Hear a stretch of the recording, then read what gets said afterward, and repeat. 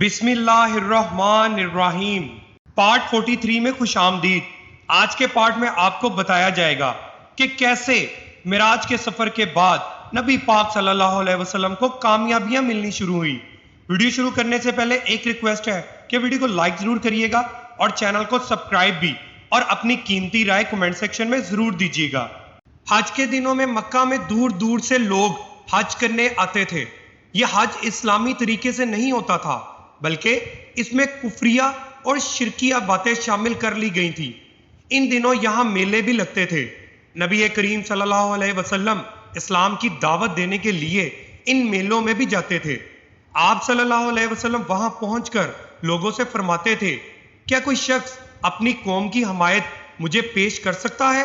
کیونکہ قریش کے لوگ مجھے اپنے رب کا پیغام پہنچانے سے روک رہے ہیں۔ نبی کریم صلی اللہ علیہ وسلم منع کے میدان میں تشریف لے جاتے، لوگوں کے ٹھکانے پر جاتے اور ان سے فرماتے، لوگو، اللہ تعالیٰ تمہیں حکم دیتا ہے کہ تم صرف اسی کی عبادت کرو اور کسی کو اس کا شریک نہ ٹھہراؤ۔ نبی کریم صلی اللہ علیہ وسلم کا تعاقب کرتے ہوئے ابو لہب بھی وہاں تک پہنچ جاتا اور ان لوگوں سے بلند آواز میں کہتا، لوگو، یہ شخص چاہتا ہے تم اپنے باپ دادا کا دین چھوڑ دو۔ نبی کریم صلی اللہ علیہ وسلم ذوالحجاز کے میلے میں تشریف لے جاتے اور لوگوں سے فرماتے، لوگو، لا الہ الا اللہ کہہ کر بھلائی کو حاصل کرو۔ ابو لہب یہاں بھی آ جاتا اور آپ کو پتھر مارتے ہوئے کہتا، لوگو، اس شخص کی بات ہرگز نہ سنو، یہ جھوٹا ہے۔ نبی کریم صلی اللہ علیہ وسلم قبیلہ کندہ اور قبیلہ کلب کے کچھ خاندانوں کے پاس گئے۔ ان لوگوں کو بنو عبداللہ کہا جاتا ہے۔ آپ صلی اللہ علیہ وسلم نے ان سے فرمایا، لوگو، لا الہ الا اللہ پڑھ لو، فلاح پا جاؤ گے۔ انہوں نے بھی اسلام کی دعوت قبول کرنے سے انکار کر دیا۔ آپ صلی اللہ علیہ وسلم بنو حنفیہ اور بنو عامر کے لوگوں کے پاس بھی گئے۔ ان میں سے ایک نے آپ صلی اللہ علیہ وسلم کا پیغام سن کر کہا، اگر ہم آپ کی بات مان لیں، آپ کی حمایت کریں اور آپ کی پیروی قبول کر لیں، پھر اللہ تعالیٰ آپ کو آپ کے مخالفوں پر فتح عطا فرما دے، تو کیا آپ کے بعد یہ سرداری اور حکومت ہمارے ہاتھوں میں آ جائے گی؟ یعنی انہوں نے یہ شرط رکھی کہ آپ کے بعد حکمرانی ان کی ہوگی۔ جواب میں آپ صلی اللہ علیہ وسلم نے ارشاد فرمایا، سرداری اور حکومت اللہ کے ہاتھ میں ہے، وہ جسے چاہتا ہے سونپ دیتا ہے۔ اس کے بعد اس شخص نے کہا، تو کیا ہم آپ کی حمایت میں عربوں سے لڑیں، عربوں کے نیزوں سے اپنے سینے چھلنی کرا لیں، اور پھر جب آپ کامیاب ہو جائیں تو سرداری اور حکومت دوسروں کو ملے؟ نہیں، ہمیں آپ کی ایسی حکومت اور سرداری کی کوئی ضرورت نہیں۔ اس طرح ان لوگوں نے بھی صاف انکار کر دیا۔ بنو عامر کے یہ لوگ پھر اپنے وطن لوٹ گئے۔ وہاں ان کا ایک بہت بوڑھا شخص تھا۔ بوڑھا ہونے کی وجہ سے وہ اس قدر کمزور ہو چکا تھا کہ ان کے ساتھ حج کے لیے نہیں جا سکا تھا۔ جب اس نے ان لوگوں سے حج اور میلے کے حالات پوچھے تو انہوں نے نبی کریم صلی اللہ علیہ وسلم کی دعوت کا بھی ذکر کیا اور اپنا جواب بھی اسے بتایا۔ بوڑھا شخص یہ سنتے ہی سر پکڑ کر بیٹھ گیا اور افسوس بھرے لہجے میں بولا، اے بنی عامر، تم سے بہت بڑی غلطی ہوئی۔ کیا تمہاری اس غلطی کا کوئی علاج ہو سکتا ہے؟ قسم ہے اس ذات کی جس کے قبضے میں میری جان ہے، اسماعیل علیہ السلام کی قوم میں سے جو شخص نبوت کا دعویٰ کر رہا ہے جھوٹا نہیں ہو سکتا، وہ بالکل سچا ہے۔ یہ اور بات ہے کہ اس کی سچائی تمہاری عقل میں نہ آ سکی۔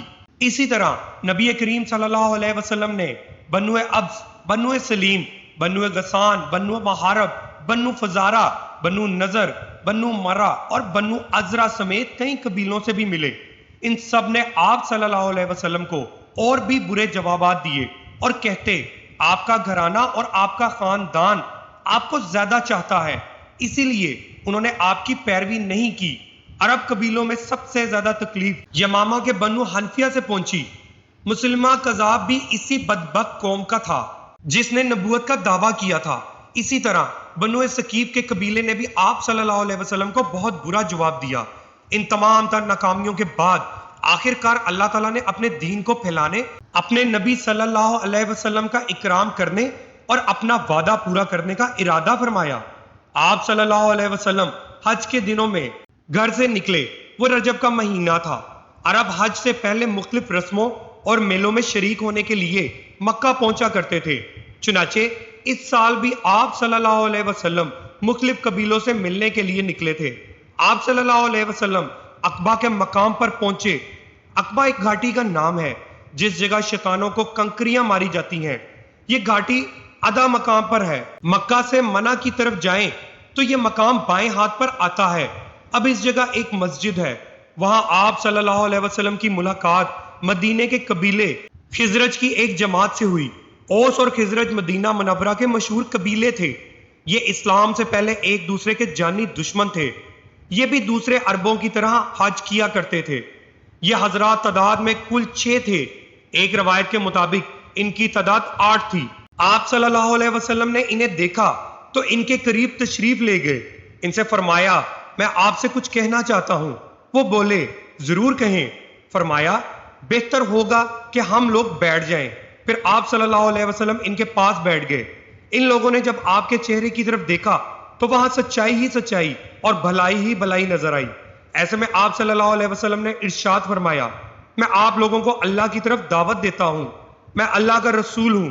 یہ سنتے ہی انہوں نے کہا، اللہ کی قسم، آپ کے بارے میں ہمیں معلوم ہے یہودی ایک نبی کی خبر ہمیں دیتے رہے ہیں اور ہمیں اس سے ڈراتے رہے ہیں، یعنی وہ کہتے رہے ہیں کہ ایک نبی ظاہر ہونے والے ہیں، آپ ضرور وہی ہیں، کہیں ایسا نہ ہو کہ ہم سے پہلے وہ آپ کی پیروی اختیار کر لیں۔ اصل میں بات یہ تھی کہ جب بھی یہودیوں اور مدینے کے لوگوں میں کوئی لڑائی جھگڑا ہوتا تو یہودی ان سے کہا کرتے تھے، بہت جلد ایک نبی کا ظہور ہونے والا ہے، ان کا زمانہ نزدیک آ چکا ہے، ہم اس نبی کی پیروی کریں گے اور ان کے جھنڈے تلے اس طرح تمہارا قتل عام کریں گے جیسے قوم عاد اور قوم ارم کا ہوا تھا۔ ان کا مطلب یہ تھا کہ ہم تمہیں نیست و نابود کر دیں گے۔ اسی بنیاد پر مدینے کے لوگوں کو آپ صلی اللہ علیہ وسلم کے ظہور کے بارے میں معلوم تھا اور اسی بنیاد پر انہوں نے فوراً آپ صلی اللہ علیہ وسلم کی بات مان لی۔ آپ صلی اللہ علیہ وسلم کی تصدیق کی اور مسلمان ہو گئے۔ پہ در پہ ناکامیوں کے بعد یہ بہت زبردست کامیابی تھی اور پھر یہ کامیابی تاریخی اعتبار سے بہت بڑی ثابت ہوئی۔ اس بیعت نے تاریخ کے دھارے کو موڑ کر رکھ دیا، گویا اللہ تعالیٰ نے ان کے ذریعے ایک زبردست خیر کا ارادہ فرمایا تھا۔ اسلام قبول کرتے ہی انہوں نے عرض کیا، ہم اپنی قوم اوس اور خزرج کو اس حالت میں چھوڑ کر آئے ہیں کہ ان کے درمیان زبردست جنگ جاری ہے، اس لیے اگر اللہ تعالیٰ آپ کے ذریعے ان سب کو ایک کر دے تو یہ بہت ہی اچھی بات ہوگی۔ اوس اور خزرج 2 سگے بھائیوں کی اولاد تھے، پھر ان میں دشمنی ہو گئی۔ لڑائیوں نے اس قدر طول کھینچا کہ 120 سال تک وہ نسل در نسل لڑتے رہے، قتل پر قتل ہوئے۔ اس وقت انہوں نے اپنی دشمنی کی طرف اشارہ کیا تھا، لہٰذا انہوں نے کہا، ہم اوس اور اپنے قبیلے کے دوسرے لوگوں کو بھی اسلام کی دعوت دیں گے، ہو سکتا ہے اللہ تعالیٰ آپ کے نام پر انہیں ایک کر دے۔ اگر آپ کی وجہ سے وہ ایک ہو گئے، ان کا کلمہ ایک ہو گیا، تو پھر آپ سے زیادہ قابل عزت اور عزیز کون ہوگا؟ حضور اکرم صلی اللہ علیہ وسلم نے ان کی بات کو پسند فرمایا۔ پھر یہ حضرات حج کے بعد مدینہ منورہ پہنچے۔ اگلے سال قبیلہ خزرج کے 10 اور قبیلہ اوس کے 2 آدمی مکہ آئے۔ ان میں سے 5 وہ تھے جو پچھلے سال عقبہ میں آپ صلی اللہ علیہ وسلم سے مل کر گئے تھے۔ ان لوگوں سے بھی آپ صلی اللہ علیہ وسلم نے بیعت لی۔ آپ صلی اللہ علیہ وسلم نے ان کے سامنے سورہ ناس کی آیات تلاوت فرمائی۔ بیعت کے بعد جب یہ لوگ واپس مدینہ منورہ جانے لگے تو آپ صلی اللہ علیہ وسلم نے ان کے ساتھ حضرت عبداللہ ابن ام مکتوم رضی اللہ تعالیٰ عنہ کو بھیجا۔ آپ صلی اللہ علیہ وسلم نے حضرت ابو مصعب رضی اللہ تعالیٰ عنہ بن عمیر کو بھی ان کے ساتھ بھیجا کہ وہ نئے مسلمانوں کو دین سکھائیں، قرآن کی تعلیم دیں۔ انہیں قاری کہا جاتا تھا۔ یہ مسلمانوں میں سب سے پہلے آدمی ہیں جنہیں قاری کہا گیا۔ حضرت مصعب بن عمیر رضی اللہ عنہ نے وہاں کے مسلمانوں کو نماز پڑھانا شروع کی۔ سب سے پہلا جمعہ بھی انہوں نے ہی پڑھایا۔ جمعہ کی نماز اگرچہ مکہ میں فرض ہو چکی تھی، لیکن وہاں مشرکین کی وجہ سے مسلمان جمعہ کی نماز ادا نہیں کر سکے۔ سب سے پہلا جمعہ پڑھنے والوں کی تعداد 40 تھی۔ حضرت مصعب بن عمیر رضی اللہ تعالیٰ عنہ نے مدینہ منورہ میں دین کی تبلیغ شروع کی تو حضرت سعد بن معاذ اور ان کے چچا زاد بھائی حضرت اسید بن حضیر رضی اللہ تعالیٰ عنہ ان کے ہاتھ پر مسلمان ہو گئے۔ ان کے اسلام لانے کے بعد مدینہ میں اسلام اور تیزی سے پھیلنے لگا۔ اس کے بعد حضرت مصعب بن عمیر رضی اللہ تعالیٰ عنہ حج کے دنوں میں واپس مکہ پہنچے۔ مدینہ منورہ میں اسلام کی کامیابیوں کی خبر سن کر آپ صلی اللہ علیہ وسلم بہت خوش ہوئے۔ مدینہ منورہ میں جو لوگ اسلام لا چکے تھے، ان میں سے جو حج کے لیے آئے تھے، انہوں نے فارغ ہونے کے بعد منع میں رات کے وقت آپ صلی اللہ علیہ وسلم سے ملاقات کی۔ جگہ اور وقت پہلے ہی طے کر لیا گیا تھا۔ ان لوگوں کے ساتھ چونکہ مدینہ سے مشرک لوگ بھی آئے ہوئے تھے اور ان سے اس ملاقات کو پوشیدہ رکھنا تھا، اس لیے یہ ملاقات رات کے وقت ہوئی۔ یہ حضرات کل 73 مرد اور 2 عورتیں تھیں۔ ملاقات کی جگہ عقبہ کی گھاٹی تھی، وہاں ایک ایک دو دو کر کے جمع ہو گئے۔ اس مجمع میں 11 آدمی قبیلہ اوس کے تھے۔ پھر آپ صلی اللہ علیہ وسلم تشریف لائے۔ آپ صلی اللہ علیہ وسلم کے چچا حضرت عباس بن عبد المطلب رضی اللہ تعالیٰ عنہ بھی ساتھ تھے۔ ان کے علاوہ آپ صلی اللہ علیہ وسلم کے ساتھ کوئی نہیں تھا۔ حضرت عباس رضی اللہ تعالیٰ عنہ بھی اس وقت تک مسلمان نہیں ہوئے تھے۔ اس وقت آپ صلی اللہ علیہ وسلم گویا اپنے چچا کے ساتھ آئے تھے تاکہ اس معاملے کو خود دیکھیں۔ ایک روایت کے مطابق حضرت ابو بکر صدیق رضی اللہ تعالیٰ عنہ اور حضرت علی رضی اللہ تعالیٰ عنہ بھی ساتھ آئے تھے۔ سب سے پہلے حضرت عباس رضی اللہ تعالیٰ عنہ نے ان کے سامنے تقریر کی۔ انہوں نے کہا، تم لوگ جو عہد و پیمان ان رسول اللہ صلی اللہ علیہ وسلم سے کرو، اس کو ہر حال میں پورا کرنا۔ اگر پورا نہ کر سکو تو بہتر ہے کہ کوئی عہد و پیمان نہ کرو۔ اس پر ان حضرات نے وفاداری نبھانے کے وعدے کیے۔ تب نبی اکرم صلی اللہ علیہ وسلم نے ان سے ارشاد فرمایا، تم ایک اللہ کی عبادت کرو اور اس کے ساتھ کسی کو شریک نہ ٹھہراؤ۔ اپنی ذات کی حد تک یہ کہتا ہوں کہ میری حمایت کرو اور میری حفاظت کرو۔ اس موقع پر ایک انصاری بولے، اگر ہم ایسا کریں تو ہمیں کیا ملے گا؟ آپ صلی اللہ علیہ وسلم نے ارشاد فرمایا، اس کے بدلے تمہیں جنت ملے گی۔ اب وہ سب بول اٹھے، یہ نفع کا سودا ہے، ہم اسے ختم نہیں کریں گے۔ اب ان سب نے نبی اکرم صلی اللہ علیہ وسلم سے بیعت کی، حضور صلی اللہ علیہ وسلم کی حفاظت کا وعدہ کیا۔ حضرت برا بن معرور نے کہا، ہم ہر حال میں آپ صلی اللہ علیہ وسلم کا ساتھ دیں گے، آپ صلی اللہ علیہ وسلم کی حفاظت کریں گے۔ حضرت برا بن معرور رضی اللہ تعالیٰ عنہ یہ الفاظ کہہ رہے تھے کہ ابو الحزم بن التحان رضی اللہ تعالیٰ عنہ بول اٹھے، چاہے ہم پیسے کو محتاج ہو جائیں اور چاہے ہمیں قتل کر دیا جائے، ہم ہر قیمت پر آپ صلی اللہ علیہ وسلم کا ساتھ دیں گے۔ اس وقت حضرت عباس رضی اللہ عنہ بولے، ذرا آہستہ آواز میں بات کرو، کہیں مشرک آواز نہ سن لیں۔ اس موقع پر ابو الحزم رضی اللہ تعالیٰ عنہ نے عرض کیا، اے اللہ کے رسول صلی اللہ علیہ وسلم، ہمارے اور یہودیوں کے درمیان کچھ معاہدے ہیں، اب ہم ان کو توڑ رہے ہیں۔ ایسا تو نہیں ہوگا کہ آپ صلی اللہ علیہ وسلم ہمیں چھوڑ کر مکہ آ جائے؟ یہ سن کر آپ صلی اللہ علیہ وسلم مسکرائے اور فرمایا، نہیں، بلکہ میرا خون اور تمہارا خون ایک ہے۔ جس سے تم جنگ کرو گے اس سے میں جنگ کروں گا، جسے تم پناہ دو گے اسے میں پناہ دوں گا۔ پھر آپ صلی اللہ علیہ وسلم نے ان سے 12 آدمی الگ کیے، 9 خزرج میں سے اور 3 اوس میں سے تھے۔ آپ نے ان سے فرمایا، تم میرے جان نثار ہو، میرے نقیب ہو۔ ان 12 حضرات میں یہ شامل تھے، ان میں سے ہر ایک اپنے اپنے قبیلے کا نمائندہ تھا۔ آپ صلی اللہ علیہ وسلم نے ان جان نثاروں سے فرمایا، تم لوگ اپنی اپنی قوم کی طرف سے اس طرح میرے کفیل ہو جیسے عیسیٰ علیہ السلام کے 12 حواری ان کے کفیل تھے، اور میں اپنی قوم یعنی مہاجروں کی طرف سے کفیل اور ذمہ دار ہوں۔ اس بیعت کو بیعت عقبہ ثانیہ کہا جاتا ہے۔ یہ بہت اہم تھی۔ اس بیعت کے ہونے پر شیطان نے بہت وبیلہ کیا، چیخا اور چلایا، کیونکہ یہ اسلام کی ترقی کی بنیاد تھی۔ جب یہ مسلمان مدینے پہنچے تو انہوں نے کھل کر اپنے اسلام قبول کرنے کا اعلان کر دیا، اعلانیہ نمازیں پڑھنے لگے۔